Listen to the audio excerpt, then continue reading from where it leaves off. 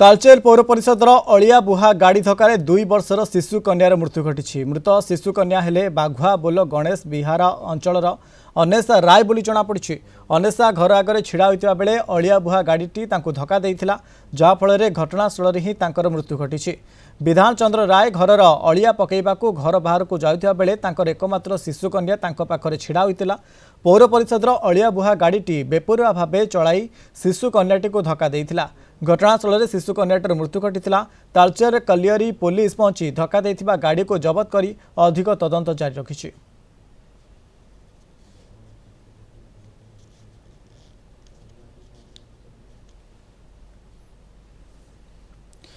जो भाव में अभावन घटना घटी तेबे अलिया बुहा गाड़ी धक्का 2 वर्षर शिशु कन्यार शोचनीय मृत्यु घटी। ये तालचेर पौर परिषद में घटिता सूचना मिली। तेबे मृत शिशु कन्या हेले बाघुआ बोल गणेश विहार अंचल अनेशा राय बोली जमापड़ी।